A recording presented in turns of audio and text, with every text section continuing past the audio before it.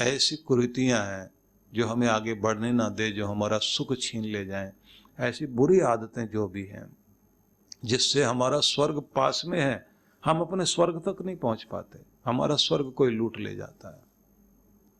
हमारा आलस्य हमें वहां तक पहुंचने नहीं देता, हमारी लापरवाही हमें आगे बढ़ने नहीं देती, हमारी अनुशासनहीनता हमें रोक कर बैठ जाती है। तो ऐसे में हमें ये याद करना होता है कि किस किस ने हमें, चंद्रमा ने हमको क्या दिया है, अग्नि ने हमको क्या दिया है, वायु ने हमको क्या दिया है। तो इसी रूप में फिर अस्त्र शस्त्र, तो अस्त्र शस्त्र देने के लिए सबसे पहले शिव जी ही आगे आए। उन्होंने अपना त्रिशूल दिया, विष्णु भगवान ने सुदर्शन चक्र हाथ में दे दिया, और इंद्रदेव ने जो है अपना वज्र दिया, और यम आगे आगे उन्होंने काल दंड पकड़ा दिया। और इसी प्रकार से पवन देव आगे आए। पवन देव ने आगे आकर के कहा कि ये धनुष और ये बाण आप ले लीजिए। ब्रह्मा जी ने आकर के कमंडल अपना पकड़ा दिया। ऐसे करते करते सभी की तरफ से कुछ न कुछ मिल रहा था। तो उस समय सरोवर आगे आया, उसने आकर के सुंदर आभूषण मणियां जितने भी, क्योंकि 14 रत्न तो समुद्र से प्रकट हुए थे, तो उन्होंने आकर के समस्त आभूषण रत्न उनको दे दिए। सरोवर भी आगे आ गया और उन्होंने आकर के कहा कि जो सदा ताजे रहने वाले फूल हैं वो हम ही प्रकट करते हैं, पानी के बिना फूल नहीं होते, तो एक ऐसी माला हम आपके के लिए प्रदान करते हैं जो कभी मुरझाएगी नहीं। और ब्रह्मा जी ने अपना कमंडल दे करके कहा कि इसको हाथ में पकड़ो, जो चाहो वो इससे प्रकट हो जाएगा। और उसी समय दक्ष ने आगे आकर के एक स्फटिक माला दी। अद्भुत वरदायनी माला मानी जाती है, इसलिए जो गुरु शिष्य को कहता है कि स्फटिक माला वो है जिससे आप किसी का भी जाप कर सकते हैं, क्योंकि सब देवी देवताओं की मालाएं अलग अलग होती हैं। तो इस तरह से वो सारी शक्तियां जो है वो देवी माता के हाथ में आ गई, और देवी माता उस समय जो इन सारी शक्तियों को पाकर निरंकुश हुए महिषासुर को मारने के लिए चल पड़ी। बड़ी अद्भुत कथा है, लेकिन कथा के पीछे रहस्य बहुत बड़ा है। तो सबसे पहले तो ये जान लेना चाहिए कि आप अपने अस्त्र शस्त्र जरूर जान लें। आपके पास जो अस्त्र शस्त्र हैं, उन अस्त्र शस्त्रों को जब तक आप नहीं जानेंगे, क्योंकि विष्णु भगवान ने सुदर्शन चक्र दिया, तो विष्णु भगवान का सुदर्शन चक्र जब कृष्ण भगवान के हाथ में आया था तो उन्होंने उसको छिपा के रखा और प्रकट किया बांसुरी को, मधुरता को प्रकट किया। जो आपद धर्म होता है, विपत्ति में या जब कोई इमरजेंसी पड़ जाए, जब कोई और रास्ता नहीं बचे, तब जाकर के सुदर्शन चक्र प्रकट होना चाहिए।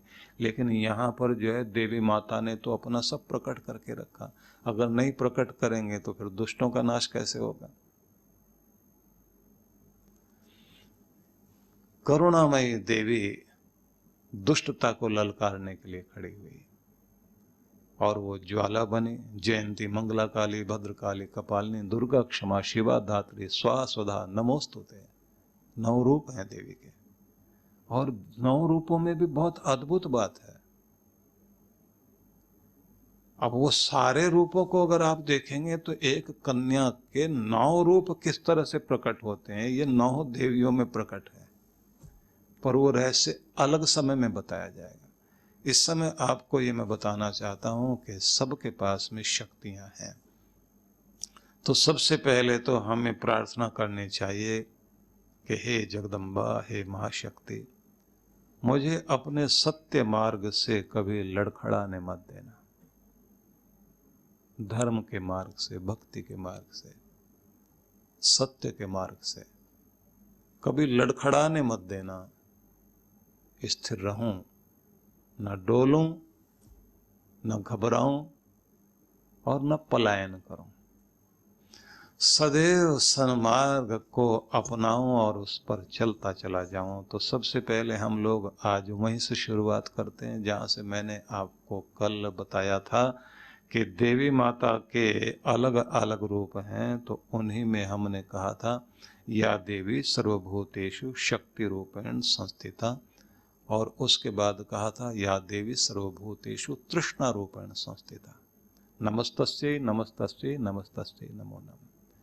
जो देवी सबके अंदर शक्ति बन करके बैठी है उसको नमन है, लेकिन उसी के साथ में कहा कि जो तृष्णा बन करके बैठी है, तो शक्ति तो हो, लेकिन उस शक्ति के साथ चाहिए वह इच्छा, वह तृषा, वह तृष्णा, जिसके द्वारा आप अपनी शक्ति का प्रयोग करें। तो किसी बड़े लक्ष्य को पाने की प्यास होनी चाहिए, और वह प्यास जो है वो साधारण नहीं होनी चाहिए। प्यास हुआ कि जिसमें आदमी को लगता है ना कि मेरे प्राण ना निकल जाए तो पानी चाहिए, ऐसे ही आपको प्यास लगे अपने लक्ष्य को पाने के लिए, और उसके लिए आप कोई भी कीमत चुकाने के लिए तैयार हो जाएं। पाने के लिए आदमी कुछ भी कीमत चुकाने को तैयार हो जाता, क्योंकि बात प्राणों पर आ जाती है।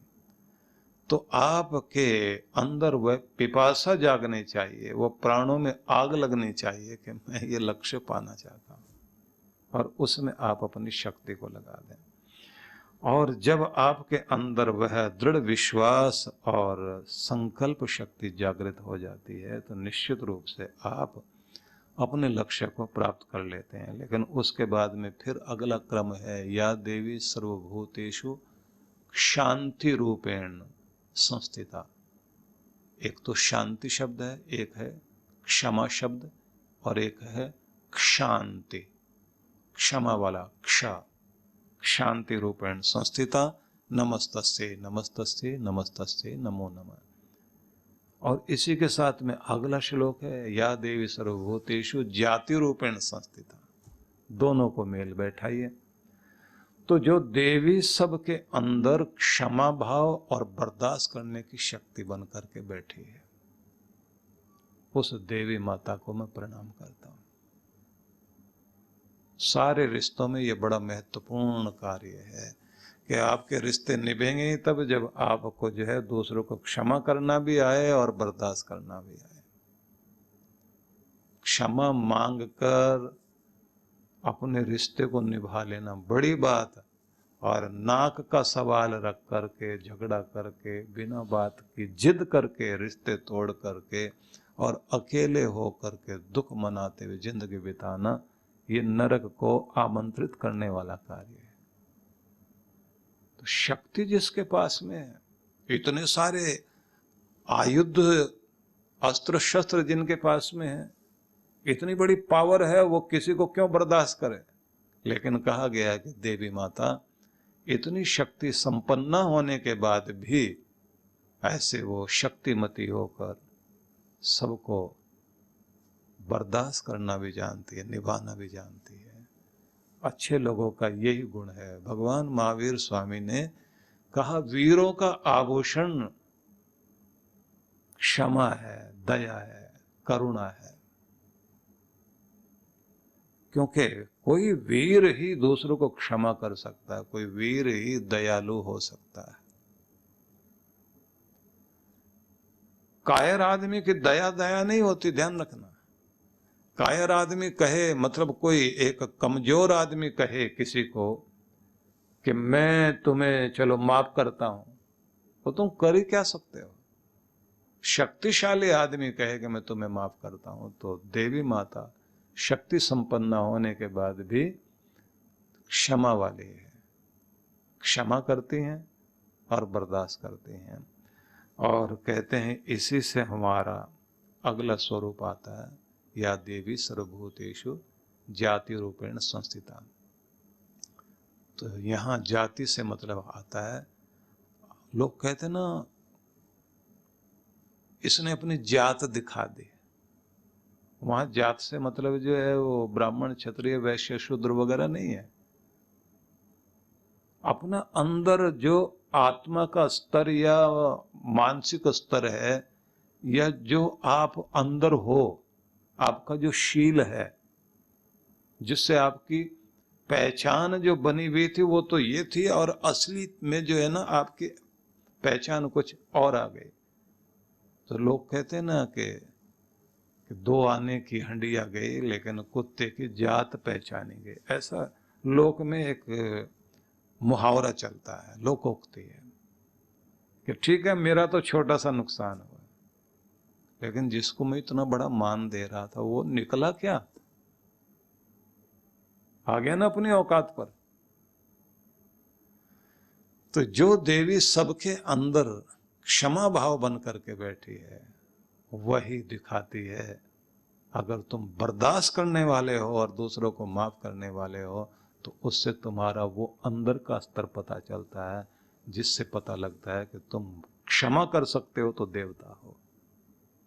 और जो किसी को बर्दाश्त ना कर सके और क्षमा ना कर सके, निर्दयता अपनाए और आक्रमण करे, चोट पहुंचाए, तो वो दैत्य है, राक्षस है। तो जात पता लग जाती है। जात से मतलब हो गया वो औकात, वो अंदर वाला रूप। तो यहां जाति से मतलब वो नहीं है। समान प्रस्व जिनका होता है उसकी भी जाति मानी जाती है। एक जैसे जो उत्पन्न होते हैं, कुछ अंडज हैं, कुछ उद्भिज हैं, कुछ जरायुज हैं, तो उत्पन्न होने के आधार पर भी माना जाता है किस योनि में, किस तरह के शरीर में है। तो ये सारे रूप के साथ में कहा जाता है कि आपका वह समाज का स्वरूप जिसमें आपने अपना मान बनाया हुआ था, आपके एक छोटे से कार्य से आपकी स्थिति पता लग जाती है कि है तो देखने में बड़ा अमीर घराना दिखाई दे रहा है, तो लोग क्या कहते हैं, नया नया अमीर बना, कुल खानदान तो कुछ है ही नहीं। क्योंकि पता तब लगता है आदमी का जब उसका जो आंतरिक रूप चला आ रहा होता है ना वो प्रकट हो जाए। कुछ लोगों को लोग कहते हैं भले ही गरीबी आ गई इनके पास में लेकिन खानदानी लोग हैं, उठने बैठने बोलने चालने व्यवहार में बड़प्पन है। पोरुस ने कहा था ना सिकंदर को कि हार जाने से राजा राजा नहीं रहता, ऐसा नहीं होता।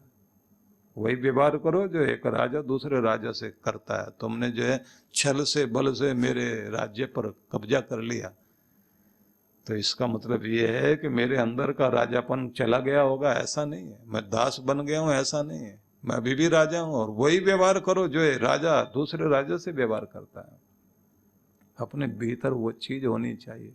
और सिकंदर इस बात को सुनकर प्रभावित हुआ कि गिड़गिड़ा नहीं रहा, सच में राजा है। और गले लगाया उसको कि मानना पड़ेगा। आप अपने भीतर से वो चीज महसूस करो जो आप हो, और उसे उसके अंदर दीनता नहीं आने देनी चाहिए। इसलिए ये बात ध्यान रख लीजिए कि सभी व्यक्तियों को यहां एक एक रूप को याद करके साधना को करना होता है।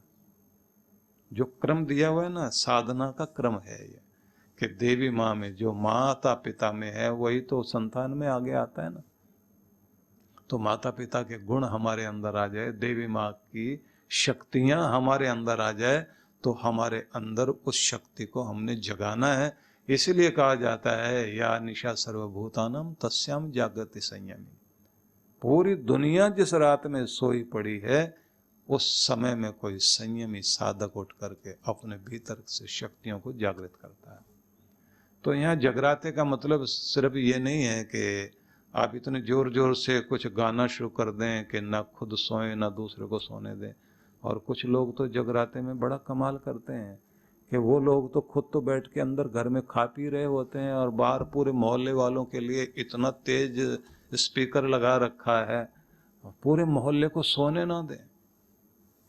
और वहां अंदर जाकर के देखें तो 4 आदमी अंदर बैठे हुए हैं और गाने वाले अपना गाते जा रहे हैं।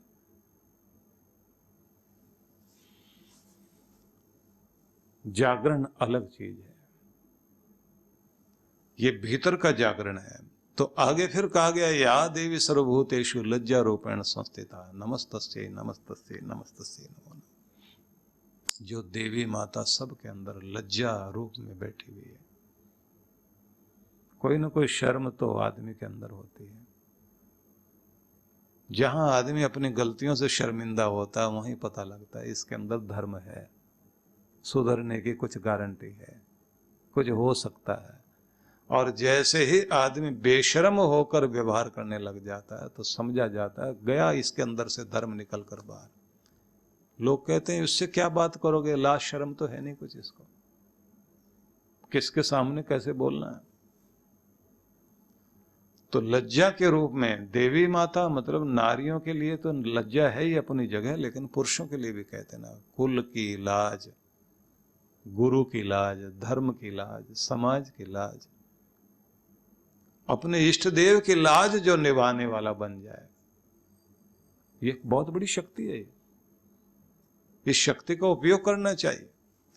और हम लोग जो कहते हैं भगवान से कि मेरी लाज रखना भगवान, मेरा मान बनाए रखना, आपकी लज्जा ही आपका मान है, आपकी लज्जा ही आपके लिए सम्मान और आपकी उपाधि है।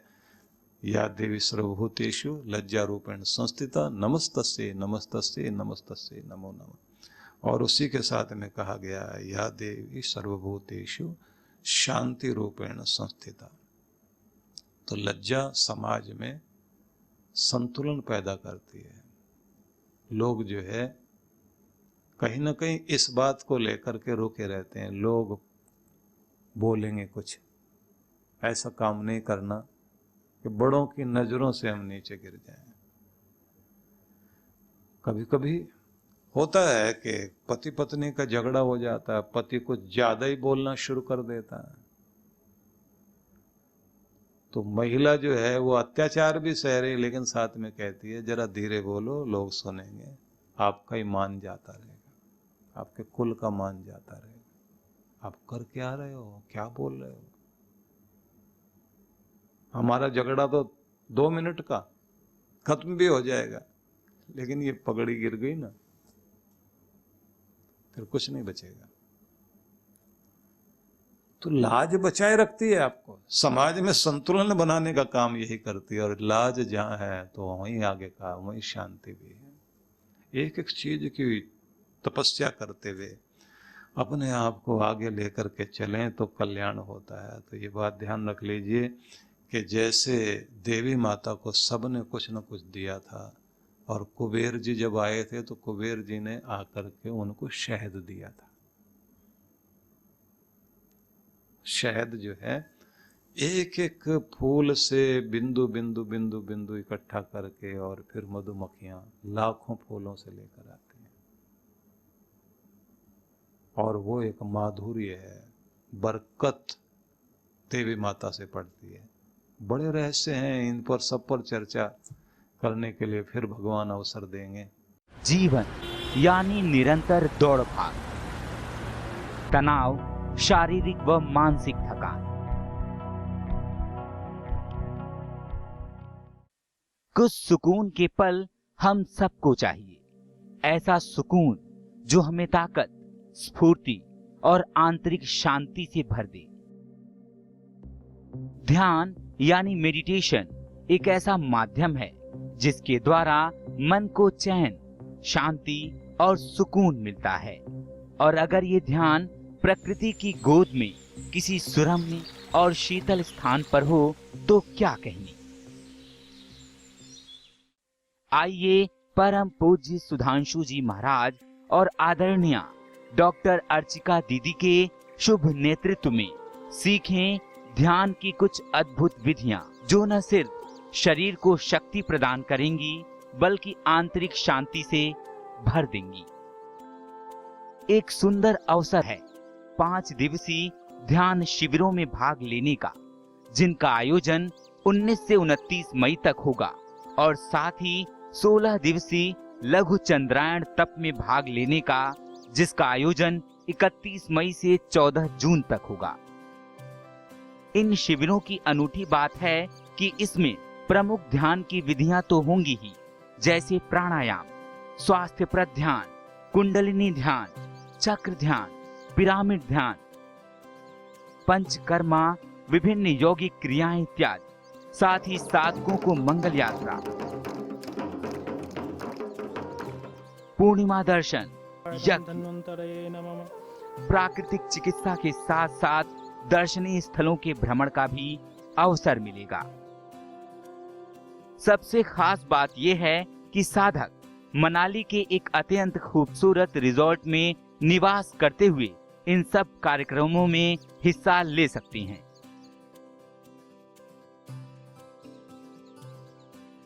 तो आइए परम पूज्य गुरुदेव और डॉक्टर अर्चिका दीदी के साथ मनाली चलें, पहाड़ों पर कुछ दिन बिताएं, ध्यान की विधियां सीखें और पाएं एक तनाव रहित मन, स्वस्थ तन, आत्मविश्वास और सबसे बढ़ के आंतरिक शांति और सुकून।